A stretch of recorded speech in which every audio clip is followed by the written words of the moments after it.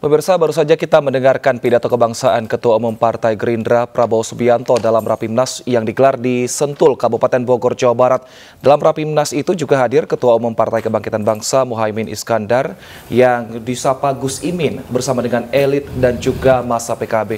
Kedua partai baru saja menandatangani kerjasama politik untuk koalisi pemilu 2024. Dan kita akan membahasnya bersama dengan Wakil Ketua Umum Partai Gerindra, Bung Habibur Rahman, dan pengamat politik, Bung Igor Dirgantara. Selamat siang, abang-abang. Selamat siang. Siap, saya ke Bung Habibur Rahman. Kenapa ini akhirnya PKB yang diajak kerjasama untuk 2024? Ya, saya pikir ini bagian dari proses politik yang terus berjalan ya. Masing-masing kami melakukan ikhtiar politik.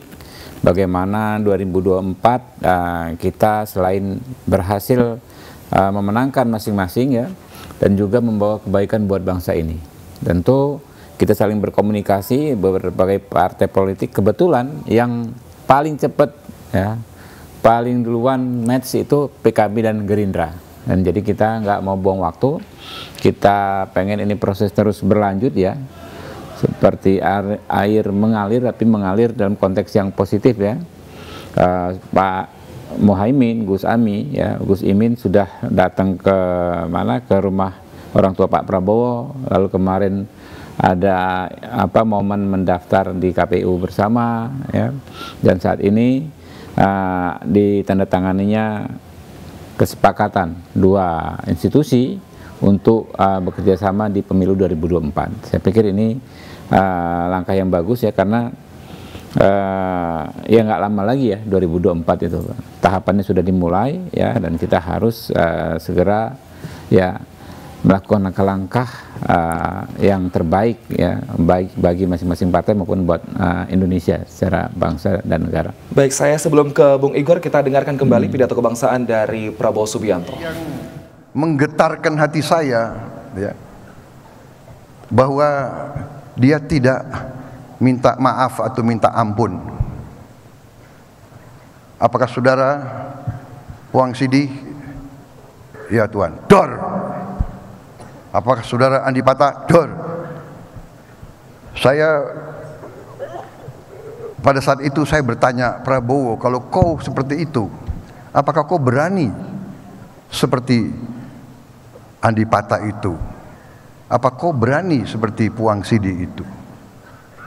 Kalau ditanya, apakah kau Prabowo Subianto, apakah saya seperti dia? Itu pertanyaan yang menghantui saya. Ini saya sampaikan kepada kita sekalian. Janganlah kita lupa dari mana asal kita, saudara-saudara.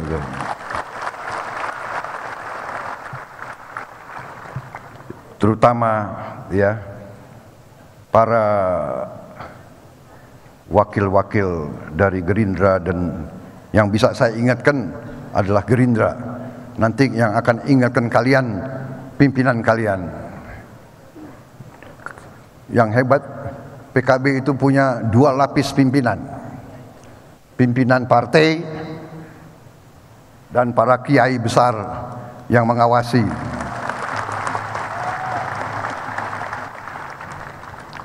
Jadi tadi sebelum masuk saya juga sudah tadi disapa, ditegur oleh Kiai Kafahbi Makrus. Waktu masuk, ini kok suasananya NU banget. Kemudian ada yang heran bahwa Gerindra itu tadi juga semangat ya, sholawat badarnya itu semangat. Loh, kenapa aneh? Gerindra ini suka sholawat juga.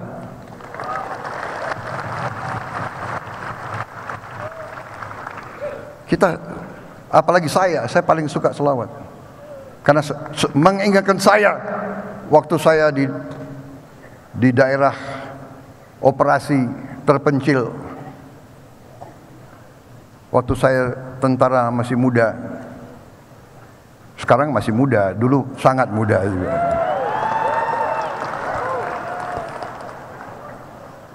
Kenapa kalian kira umur saya berapa? Saudara-saudara, ya jadi beliau juga terkesan. Tapi tanya, yang aneh di Gerindra, kadang-kadang yang sholawat orang Kristen juga sholawat. Disinilah suasana kita, ya.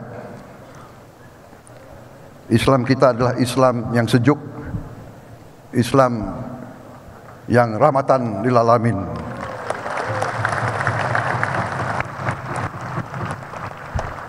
Saudara-saudara sekalian, tadi saya singgung bahwa kita bersyukur pemerintah kita seperti kita sekarang berhasil sampai hari ini mengendalikan ekonomi, kesehatan, ya, keamanan politik. Kita berhasil. Tapi jangan keberhasilan ini membuat kita cepat puas diri. Presiden kita sudah mengingatkan bahwa kita masih menghadapi bulan-bulan, mungkin tahun-tahun yang sulit. Kita bersyukur, tapi kita harus waspada. Dan saya katakan, sebagaimana saya katakan kemarin di Rapimnas Gerindra, saya katakan kita harus bersyukur, kita harus waspada. Tapi kuncinya menurut keyakinan saya, setelah saya pelajari situasi dunia, setelah saya pelajari keadaan di mana-mana, setelah saya pelajari sejarah, kunci daripada kesejahteraan dan kemakmuran, kuncinya adalah perdamaian. Dan tidak mungkin ada perdamaian kalau pemimpin-pemimpin bangsa, pemimpin-pemimpin masyarakat, pemimpin-pemimpin politik tidak rukun, tidak kompak, tidak harmonis, tidak bisa kerjasama. Karena itu saya tertarik tadi, Gus Imin, pantunnya itu yang apa? Permisi kita buat koalisi. Ya. Tapi yang mau gabung, monggo.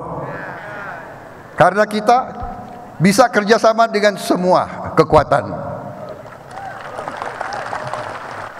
Saya katakan kepada Gerindra kemarin, dan saya yakin pimpinan kalian sehati dengan saya. Semua partai kita di Indonesia ini adalah sahabat-sahabat kita, adalah saudara-saudara kita, adalah anak-anak bangsa Indonesia. Kalau ada yang terlalu ekstrem, ya ditegur untuk jangan ekstrem. Ada yang ekstrem kiri, ada yang ekstrem kanan. Ya, kita ingatkan dengan baik untuk selalu berada di jalan yang benar, di atas jalan yang lurus, di atas jalan yang akan memberi kepada seluruh bangsa Indonesia kedamaian, perdamaian. Saudara-saudara sekalian, kunci kemakmuran, kunci stabilitas ekonomi adalah stabilitas dan perdamaian. Dan untuk itu kita harus bekerja keras. Jangan mengira perdamaian itu akan jatuh dari langit. Jangan mengira perdamaian itu seperti buah duren yang akan jatuh sendiri. Tidak. Perdamaian harus kita upayakan. Perdamaian harus kita capai melalui perjuangan, melalui pengorbanan, melalui jiwa besar, melalui sikap yang jangan adigang, adigung, adiguno. Jangan sombong, jangan mau menang sendiri. Ojo dumeh. Ini yang saya titip, dan saya yakin kawan-kawan dari PKB sehati dengan saya. Marilah kita beri contoh. Marilah kita bangun suatu koalisi yang penuh dengan kerukunan, penuh dengan jiwa besar, penuh dengan riang gembira, penuh dengan tekad ingin menciptakan perdamaian, kerukunan, saling menghormati, saling mengasihi, silih asih, silih asuh. Apa, Bu? Silih asah. Ini emak-emak ini. Baik, dengan demikian tentunya waktu juga berjalan. Sudah saatnya saya kira kita ambil kesimpulan. Saudara-saudara, marilah kita simpulkan. Hari ini kita mengambil keputusan penuh risiko, penuh keberanian, penuh pengorbanan. Kita membangun kerjasama politik. Kita ingin merangkul semua pihak. Kita ingin memberi kepastian dan kesejukan bagi rakyat Indonesia. Kita ingin mengumpulkan putra-putri terbaik bangsa Indonesia. Apapun sukunya, apapun rasnya, apapun kelompok etnisnya, ya apapun agamanya, asal cinta bangsa dan negara, asalkan cinta NKRI, asalkan cinta rakyat Indonesia, marilah kita ajak bersama. Kita kumpulkan yang terbaik untuk berbakti kepada negara, bangsa, dan rakyat. Dengan kerukunan, dengan persatuan, kita akan hadapi krisis apapun dengan baik.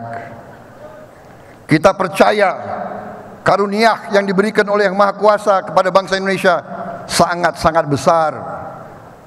Kekayaan kita sangat-sangat besar. Sekarang tergantung pada kita. Bisa enggak kita menjaga dan mengelola kekayaan itu? Bisa enggak kita kurangi kebocoran-kebocoran itu? Bisa enggak kekayaan kita kelola dengan sebaik-baiknya untuk dirasakan oleh seluruh rakyat Indonesia?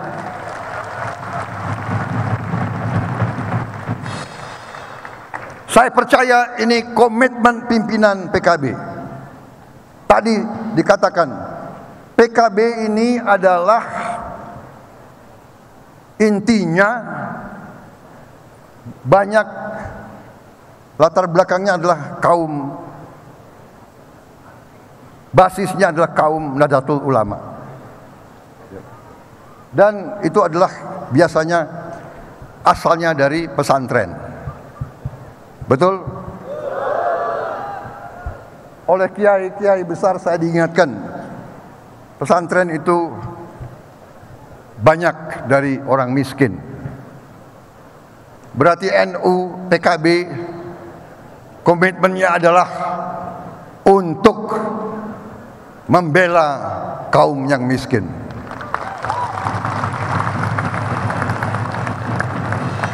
Itu juga komitmennya Gerindra. Karena Gerindra basis kita adalah tani, nelayan, dan buruh, dan purnawirawan, harimau-harimau tua itu. yang pensiunnya ya segitu itu. Jadi makanya di situ komitmen kita sama-sama. Komitmen kita sama. Dan kita harus yakin bahwa kita mampu. Kita harus mengakui kepemimpinan dan keberhasilan Pak Joko Widodo. Pemerintah sesudah beliau harus meneruskan dan harus bisa mencapai keberhasilan yang melanjutkan keberhasilan beliau. Dan kita mengakui bahwa keberhasilan beliau juga hasil pendahulu-pendahulu beliau. Kita harus mengakui keberhasilannya Bung Karno dan Bung Hatta. Kita harus mengakui keberhasilan Pak Harto dan wakil-wakilnya.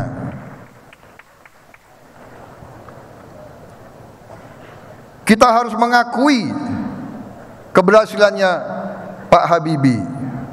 Semua ada keberhasilan. Kita harus mengakui keberhasilan Gus Dur.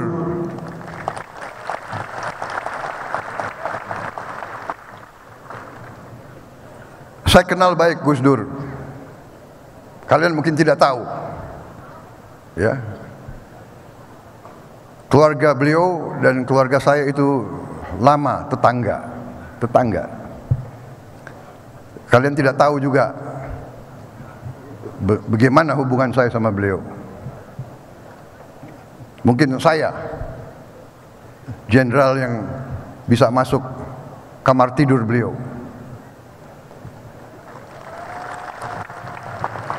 Karena walaupun saya dulu mayor, letkol, kolonel, karena saya dulu waktu muda, waktu masih muda, waktu sangat muda, sekarang rodo muda. Dulu saya suka belajar itu, pencak silat. Dan di pencak silat kita ada juga cara-cara mijit. Jadi saya dulu tukang pijitnya Gus Dur. Kalian nggak tahu kan? Gus Dur itu pemimpin yang arif. Dulu orang susah mengikuti pemikirannya Gus Dur, iya kan? Tapi diakui di seluruh dunia. Kita mengakui keberhasilan Ibu Megawati. Kita mengakui keberhasilan Bapak SBY dan Wakil Presiden Pak Yusuf Kalla. Kita mengakui bahwa merekalah yang membawa perdamaian ke Aceh. Mereka. Jangan kita tidak mau mengakui keberhasilan orang. Orang Indonesia kadang-kadang susah mengakui, ya kan? Benar nggak? Kita susah melihat orang lain berbuat yang hebat. Dalam hati, kok dia sih, kenapa nggak saya? Gitu. Iya kan? Nah ini. Jadi saudara-saudara, kita bersyukur kepemimpinan Pak Jokowi dan Profesor Kiai Haji Ma'ruf Amin. Kalau tidak salah beliau juga dari NU kan? Betul. NU ini hebat ya. Siapa yang menang pasti ada NU-nya itu.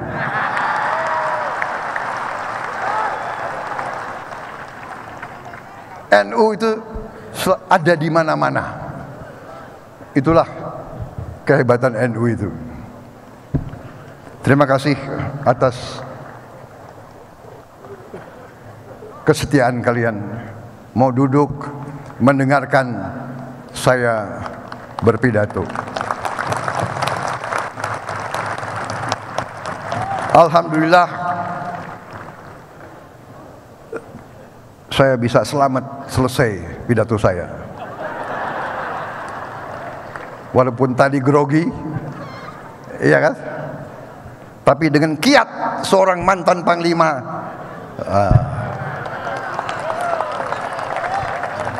jadi bisa juga saya imbangi Gus Imin, ya kan tadi? Walaupun tadi berapa pantun beliau? Pantun saya tadi lumayan. Oke. Pantun penutup. Oke. Jalan-jalan ke Bukit Hambalang. Jangan lupa mampir di kebun raya. Sebentar lagi kalian akan pulang. Ya kan? Jangan lupa dengan saya.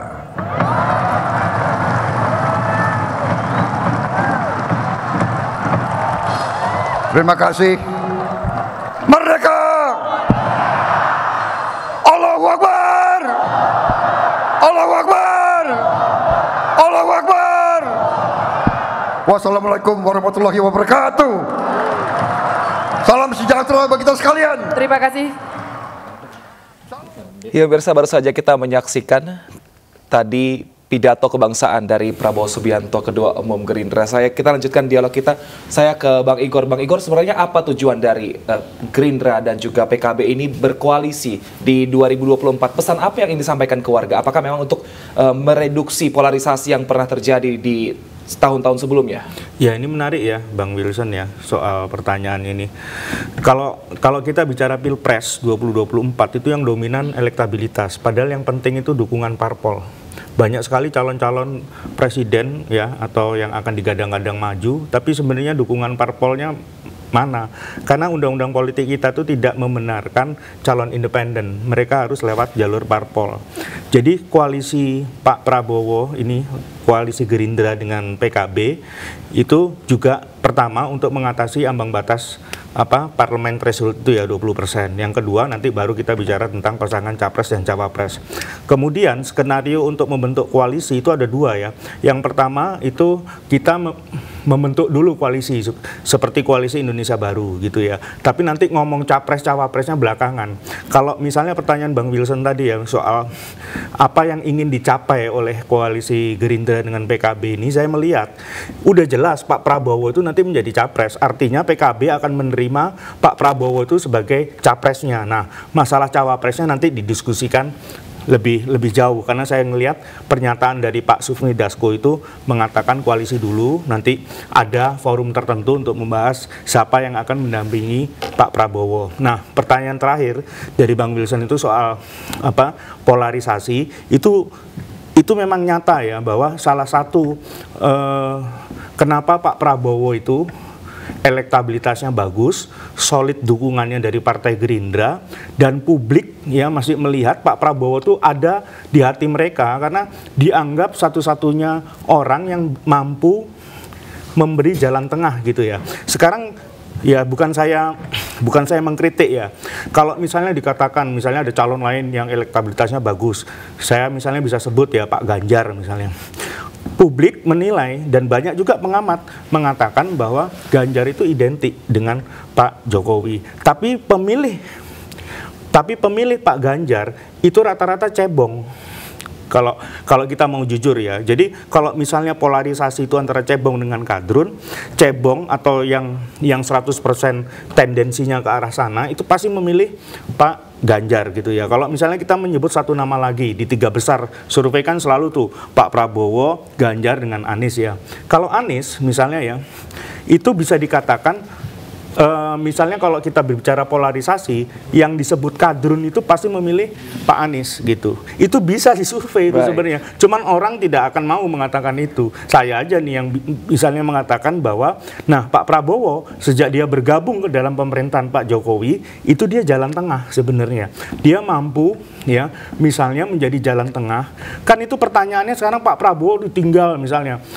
Banyak yang kecewa. Kecewa bagaimana? Yang kecewa pemilih Jokowi malah berpotensi misalnya bermigrasi ke Pak Prabowo itu karena justru Pak Prabowo itu masuk ke dalam kabinet Pak Pak Jokowi ya. Betul. Dan Baik. kalau kita lihat dari pidato Pak Prabowo itu berkali-kali dia memuji kepemimpinan Pak Jokowi gitu, Bang. Baik. Nah, ini kan juga dua-duanya Gerindra dan PKB saat ini berada di posisi pemerintahan. Nah, ini apakah memang menjadi sebuah keuntungan bagi Gerindra juga yang mungkin bisa saja akan mendapatkan tadi suara-suara dari Pak Jokowi, memilih Pak Jokowi dulu. Tujuannya apakah seperti itu, Bang Habibur Rahman? Ya, saya pikir sebagaimana disampaikan oleh Pak Prabowo tadi ya, ini ada dua pidato yang 2 hari disampaikan hampir sama, tapi semangatnya adalah beliau mengedepankan pentingnya persatuan.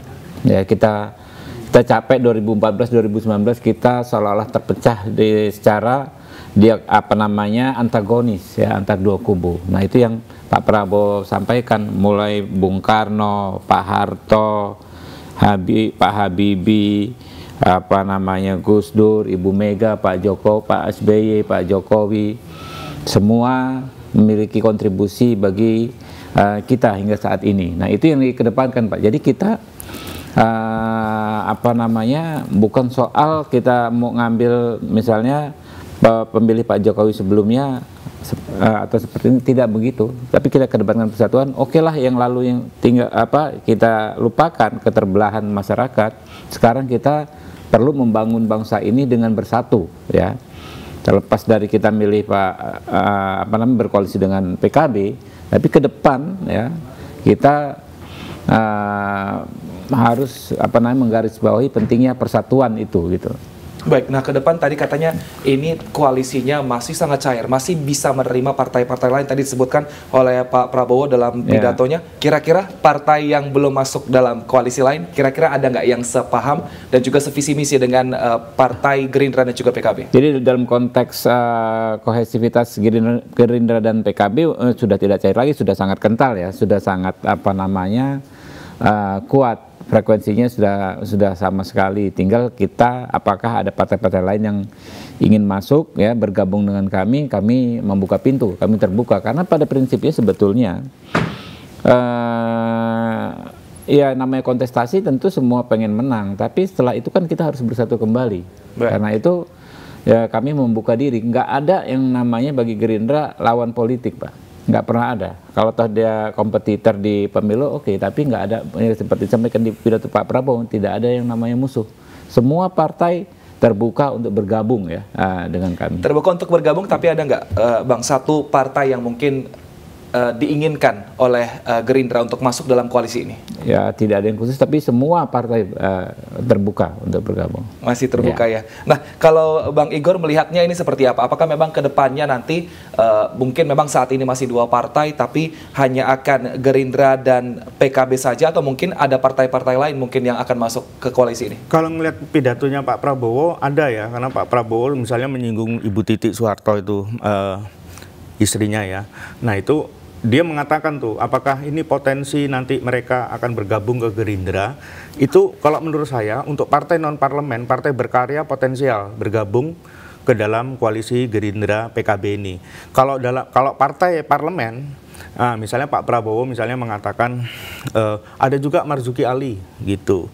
Nah, itu besar kemungkinan juga salah satu potensinya yang partai parlemen itu Demokrat yang akan bergabung. Karena juga saya lihat Pak Prabowo misalnya ya juga memuji, selain Pak Jokowi, dia juga memuji tentang pemimpin-pemimpin sebelumnya, baik itu Soekarno, Habibie, Ibu Megawati, dan SBY. Jadi Partai Demokrat ini sebenarnya potensi juga untuk bisa bergabung ke dalam koalisi Gerindra PKB ini gitu. Tapi yang kalau prediksi saya yang paling memungkinkan Partai Berkarya. Partai Berkarya. Oke, berarti kita tunggu nanti dari pengumumannya dari Bung Habibur Rahman. Semoga semakin banyak. Semoga semakin banyak. Kita lihat nanti akan berapa yang maju di pemilu 2024. Tapi kalau untuk dalam kontrak politik sendiri ini, Bung Habibur Rahman, sudah adakah mungkin tulisan di situ yang akan memasangkan Pak Prabowo dan Gus Imin untuk di 2024? Jadi tadi kontrak politik jelas kita bersama-sama menginisiasi koalisi ini ya, dan sama-sama akan menentukan nanti partai-partai lain yang masuk atau tidak kita bahas sama-sama. Begitu juga soal capres dan cawapres dalam konteks koalisi ya. Nanti kita akan tentukan bersama. Tapi kalau lirikan dari Partai Gerindra, kira-kira selain Pak Prabowo, mungkin untuk wakilnya siapa yang cocok? Belum bisa kita sampaikan sekarang, nanti ada forum tersendiri. Baik, tapi kalau kita lihat dari track record, banyak juga nama sekarang yang elektabilitasnya cukup tinggi. Tentu ini tidak hanya akan mendongkrak elektabilitas dari Partai Gerindra mungkin nanti di legislatif, tapi juga tentunya di Pilpres. Ini siapa yang kira-kira dipilih? 3 nama mungkin? Berbagai variabel, masih terlalu banyak variabel. Nanti ditentukan, kemudian kita bicara dengan PKB. Baik, Bung Igor, yang potensial untuk bergabung menjadi calon wakilnya Pak Prabowo, kira-kira siapa? Kalau saya bicara yang sekarang aja ya, ini kan udah resmi ya koalisi antara Gerindra dengan PKB, ini langkah besar, ini pelopor lah sebenarnya ya. Kalau koalisi-koalisi yang lain baru koalisi aja, nota kesepahaman, bikin MOU. Kalau Pak Prabowo ini dengan Gus Imin dengan PKB udah langsung deklarasi. Nah, kalau ditanya calon yang potensial, saya melakukan survei itu ya. Pertama sebenarnya Pak Prabowo itu cawapresnya itu sebaiknya dipilih oleh Pak Jokowi. Gitu, justru itu menarik tuh kalau Pak Prabowo selalu memuji Pak Jokowi, kepemimpinannya, mencontohkan bagaimana dia bertarung 2 kali dan kalah gitu ya, dan jatuh itu selalu harus bangun lagi. Itu menunjukkan Pak Prabowo tuh mereka nggak ngerti tuh yang katanya Pak Prabowo ya dari pidatonya, mereka nggak ngerti artinya perjuangan ya. Dan yang kedua, kalau Pak Prabowo itu didorong maju itu juga karena elektabilitasnya. Nah, pertanyaan misalnya siapa yang paling pantas menjadi cawapres Pak Prabowo? Dalam survei-survei yang saya lakukan tuh sebenarnya publik itu menginginkan ya, itu jelas tuh dari pidato Pak Prabowo itu sebenarnya mengisyaratkan bahwa dia memang direstui oleh Presiden Jokowi untuk maju. Gitu, yang itu yang pertama. Oleh karena itu, publik itu menginginkan cawapres Pak Prabowo itu justru sebenarnya yang di-endorse oleh Pak Jokowi nanti, gitu. Nah, yang kedua tentu saja Ganjar Pranowo ya, itu juga kalau dan orang banyak yang meyakini kalau Prabowo bisa berduet dengan Ganjar Pranowo itu nggak ada lawan, gitu ya. Yang ketiga itu justru dari PKB, tapi Khofifah. Dari survei saya masih ingat itu bisa jadi pemirsa iNews TV bisa menelusurinya di Google atau di mana ya. Nah, itu Khofifah. Yang ketiga baru Caimin, gitu. Caimin itu juga direkomendasikan. Yang berikutnya Sandiaga Uno. Nah, itu beberapa cawapres yang ideal untuk diduetkan kepada Pak Prabowo. Nah, siapa yang nanti yang misalnya dalam terminologi selanjutnya siapa yang dipilih oleh Pak Prabowo, baik. Nah itu baru melakukan kerja-kerja politik yang nyata. Termasuk Puan Maharani ya. Saya juga lupa masuk dalam bursa juga banyak ya. Betul, untuk menjadi cawapres Pak Prabowo. Baik, sebelum kita melanjutkan dialog, kita dengarkan berikut pernyataan dari Prabowo Subianto kemarin malam. Dengan penuh rasa tanggung jawab, saya menerima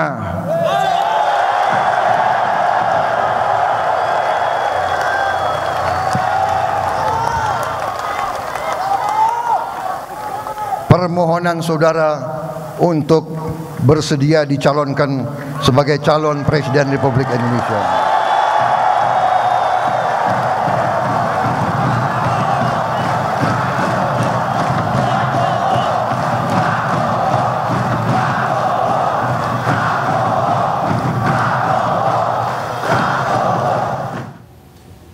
Ya, pemirsa, itu tadi pernyataan Prabowo Subianto, Ketua Umum Partai Gerindra kemarin malam. Bang Habibur Rahman, 34 DPD kembali lagi mengusung Prabowo Subianto untuk maju di 2024. Motivasinya sebenarnya yang ingin dibangun Gerindra seperti apa? Ya, tentu pertama kami 34 DPD tentu menginginkan kita memiliki capres internal ya. Dan kedua, kita lihat elektabilitas Pak Prabowo adalah tokoh yang elektabilitasnya paling stabil mungkin dalam 15 sampai 20 tahun terakhir. Coba Anda cek saja gitu kan ya, ada selalu di papan atas klasemen. Artinya orang bilang katanya 2 kali kalah, tapi kita tuh kalah runner up terus loh. Banyak tokoh-tokoh yang beredar menjelang pemilu setahun 2 tahun ya kan, begitu nggak bisa nyapres ya, atau begitu nyapres dia di luar 2 besar. Ini Pak Prabowo selalu ya 3 kali pemilu ya nyaris menang, hampir menang. Artinya ini masih bisa diadu gitu loh. Yang ketiga tentu dan ini yang utama sebetulnya ya, tentu kita sebagai pejuang Pak Prabowo sampaikan kemarin, kita nggak akan pernah menyerah ya. Jatuh bangun lagi, artinya setiap kegagalan akan menjadi bahan evaluasi bagi kita untuk maju di saat-saat berikutnya. Ini yang terjadi, fenomena yang terjadi di Gerindra saat ini.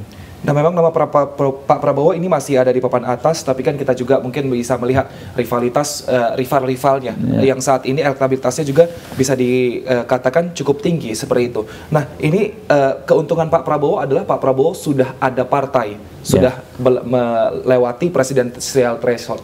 Ini memang sengaja diusung di awal. Apakah untuk mendahului partai lain atau seperti apa ini? Oh enggak, curi start tapi gitu, kan memang proses baik di PKB maupun Gerindra sama-sama berjalan, dan itulah kita ketemu jodohnya antara dua partai ini. Tentu dengan bergabungnya kami, kita menjadi memenuhi ambang batas minimal pencapresan, dan itu keuntungan bagi kami berdua. Nah, Bung Igor, ini kalau misalnya kita lihat curi start gitu untuk mendeklarasikan diri sebagai calon presiden 2024, keuntungannya apa?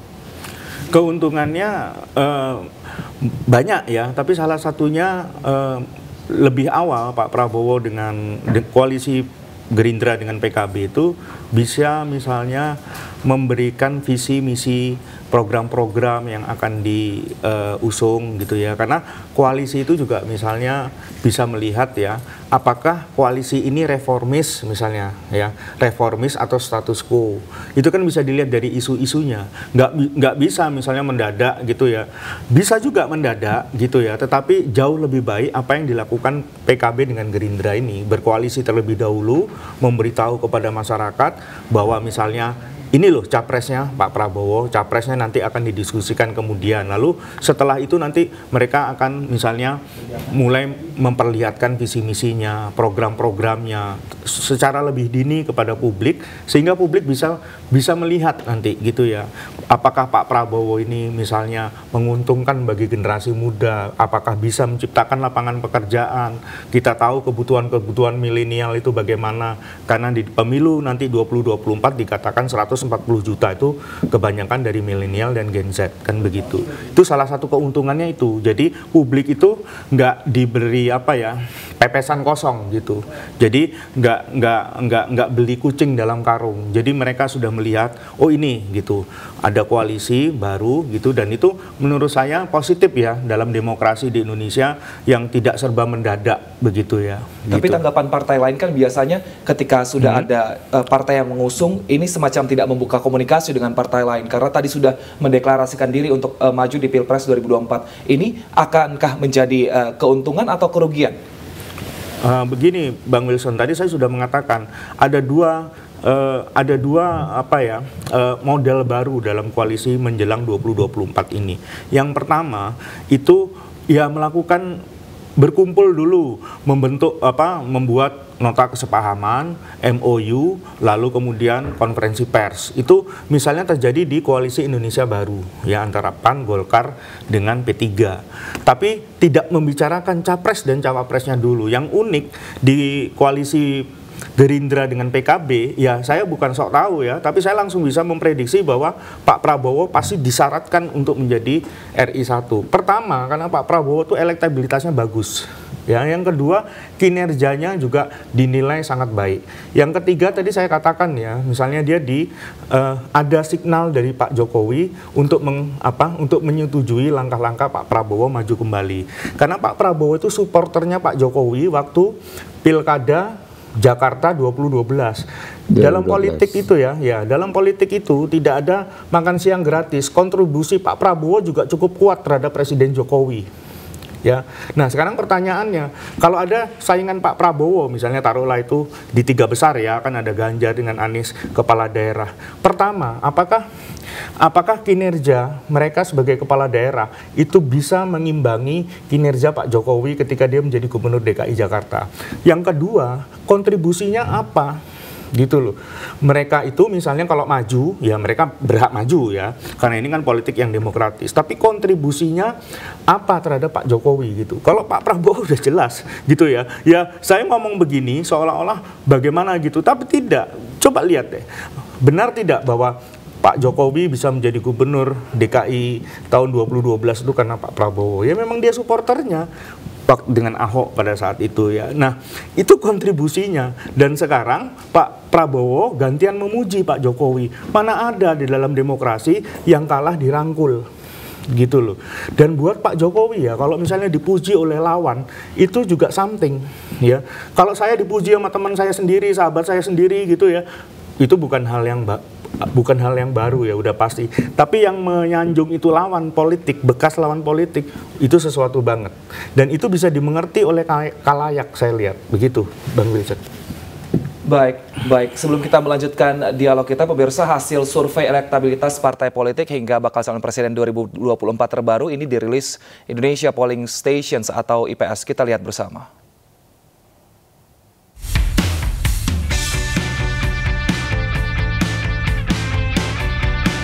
Survei terbaru IPS kembali digelar untuk mengetahui elektabilitas calon presiden pada pemilu 2024. Dalam survei ini, sebanyak 30,2% responden mengaku akan memilih Prabowo Subianto. Kemudian 19,8% responden menyatakan akan memilih Ganjar Pranowo. Dan 18,9% lainnya akan memilih Anies Baswedan. Sementara itu nama-nama capres lainnya masih di bawah 10%.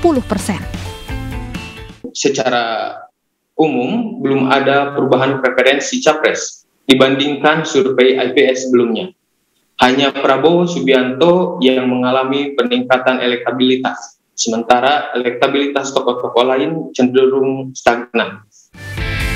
Survei IPS dilaksanakan pada tanggal 1 hingga 8 Agustus 2022 di 34 provinsi seluruh Indonesia dengan sampel sebesar 1.220 responden. Hasil diperoleh melalui teknik pencuplikan secara acak bertingkat, multi-stage random sampling dengan margin of error survei kurang lebih 2,8% pada tingkat kepercayaan sebesar 95%. Walaupun belum ada penetapan calon presiden, namun 3 tokoh, Prabowo, Ganjar, dan Anies, terus masuk dalam 3 besar raihan elektabilitas tertinggi. Tim Liputan iNews melaporkan. Ya, pemirsa, kita lihat tadi hasil surveinya. Rata-rata banyak partai di bawah 20%, namun Partai Gerindra ini sampai ke angka 30%. Gerindra tentu makin percaya diri, Mas Habibur Rahman, dengan hasil survei ini. Tapi bagaimana dengan target di 2024 untuk suara yang nanti akan diraup oleh Prabowo Subianto dalam pencalonan presiden dan mungkin untuk legislatif, targetnya berapa? Ya, kalau Pak Prabowo tentu targetnya kita harus menang ya, Pak Prabowo menjadi presiden terpilih 2024. Dan 1 putaran harapannya ya, ketika lihat 1 putaran, 2 putaran, apapun yang jelas menang ya. Kalau Gerindra, Bapilu sedang merumuskan, tapi kemarin target besar awal itu 120 kursi kita di di DPR RI, suara sah nasional. Siap.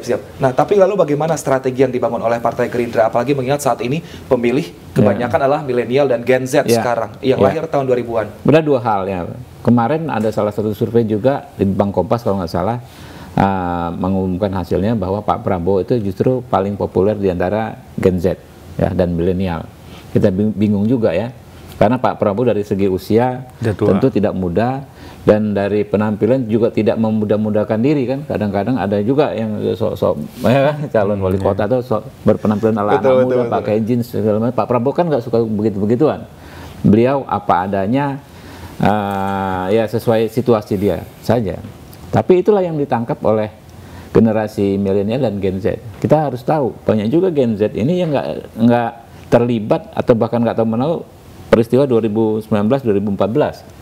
Keterbelahan begitu. Betul. Mereka pengen melihat pemimpin yang memberi jawaban atas kegelisahan mereka soal keberlangsungan hidup mereka bagaimana, ya kan? Soal keeksistensi juga negara bangsa ini ya, negara ini juga bagaimana. Itu kegelisahan mereka, dan itu dilihat di Pak Prabowo ya, yang bekerja maksimal gitu loh. Jadi kami, kalau Anda tadi tanya strateginya seperti apa, kami strateginya adalah bagaimana mendorong Pak Prabowo bisa perform sebagai Menhan. Itu yang paling utama.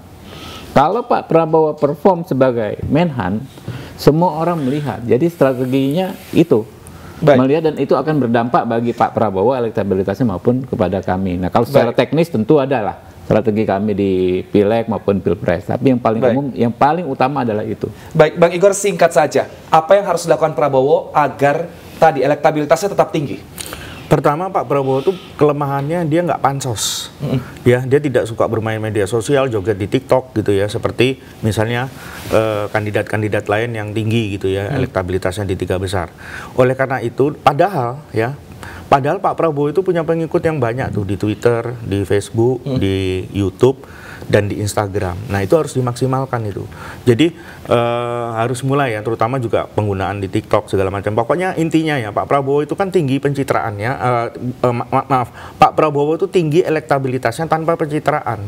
Nah, justru karena itu setelah dia deklarasi ini, ada baiknya dia mulai aktif di media sosial, lebih aktif lagi, karena Gen Z, milenial itu menggunakan media sosial itu sebagai alat komunikasi mereka gitu. Jadi kalau sesuai dengan Bang Habib tadi bilang bahwa misalnya ada sebuah survei yang mengatakan bahwa ya milenial dan Gen Z itu misalnya lebih banyak pro atau memilih Pak Prabowo, ya itu something ya gitu. Baik, artinya kita tunggu nanti bagaimana pergerakan Prabowo Subianto di media sosial, tentunya untuk menyuarakan juga visi dan misi sehingga bisa menyerap lebih banyak warga. Terima kasih Bung Habibur Rahman, Wakil Ketua Umum Partai Gerindra, dan juga terima kasih Bang Igor Dirgantara, pengamat politik, telah bergabung bersama kami di Breaking News. Siap, dan pemirsa, demikianlah Breaking News hari ini. Saya Wilson Purba pamit undur diri. Terima kasih, sampai jumpa.